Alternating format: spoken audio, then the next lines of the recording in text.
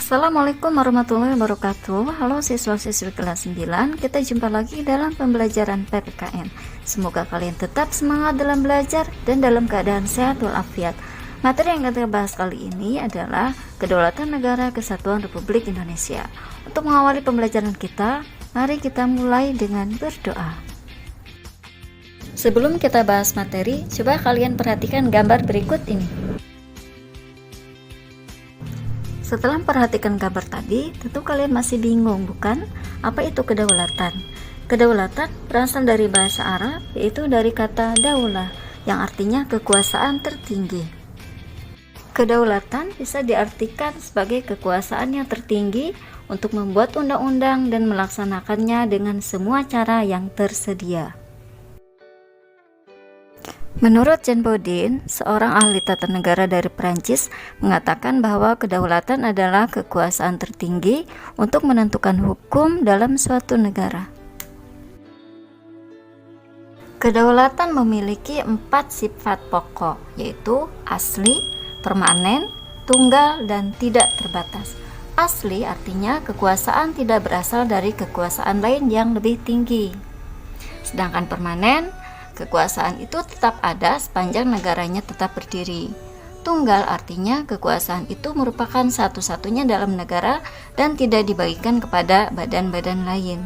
Sedangkan tidak terbatas artinya kekuasaan itu tidak dibatasi oleh kekuasaan lain. Bagaimana dengan negara yang berdaulat? Negara yang berdaulat adalah negara yang mempunyai kekuasaan tertinggi atas suatu pemerintahan negara. Bangsa Indonesia berjuang untuk memperoleh suatu kedaulatan dan berhasil meraihnya pada tanggal 17 Agustus 1945. Sejak saat itu, bangsa Indonesia menjadi sebuah bangsa yang merdeka, bebas menentukan nasib sendiri dan mengatur pemerintahan sendiri tanpa campur tangan dari negara lain. Adanya pemerintahan yang berdaulat merupakan salah satu unsur konstitutif dari sebuah negara merdeka. Unsur konstitutif adalah unsur pembentuk yang menjadi unsur mutlak, unsur yang wajib ada sebagai terbentuknya negara. Selain unsur konstitutif, ada juga yang harus dipenuhi, yaitu unsur deklaratif, yaitu adanya pengakuan dari negara lain. Unsur konstitutif dan unsur deklaratif adalah merupakan unsur-unsur terbentuknya negara, yaitu adanya wilayah, kedua adanya rakyat, ketiga adanya pemerintah yang berdaulat sebagai unsur konstitutif, dan yang keempat adalah adanya pengakuan dari negara lain sebagai unsur deklaratifnya. Kedaulatan terdiri dari dua macam, ada kedaulatan ke dalam dan kedaulatan keluar. Kedaulatan ke dalam berarti bahwa bangsa yang merdeka memiliki kekuasaan untuk menyusun dan mengatur organisasi pemerintahan sendiri menurut kehendak bangsanya sendiri. Sedangkan kedaulatan keluar berarti mempunyai kekuasaan untuk berhubungan dan bekerja sama dengan bangsa lain tanpa terikat oleh kekuasaan lain. Ada pertanyaan, siapakah pemegang kedaulatan dalam suatu negara? Di sini Ibu akan sampaikan beberapa teori-teori kedaulatan. Ada teori kedaulatan Tuhan, teori kedaulatan raja, teori kedaulatan negara, teori kedaulatan hukum, dan teori kedaulatan rakyat. Menurut teori kedaulatan Tuhan, negara atau pemerintah mendapat kekuasaan tertinggi dari Tuhan sebagai asal segala sesuatu atau causa prima. Pelopor teori ini yaitu Augustinus, Thomas Aquino, F. Hegel, dan Stahl.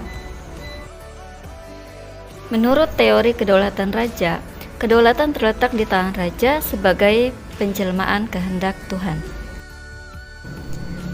Dalam teori kedaulatan negara, sumber kedaulatan adalah negara yang merupakan lembaga tertinggi kehidupan suatu bangsa.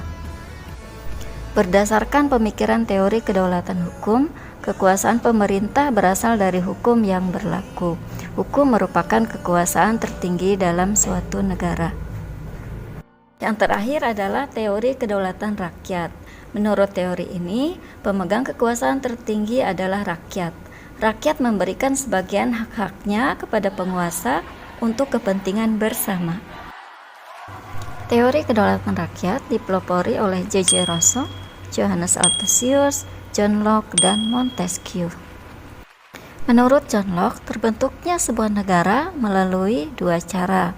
Pertama, melalui factum unionis, dan yang kedua melalui factum subjectionis.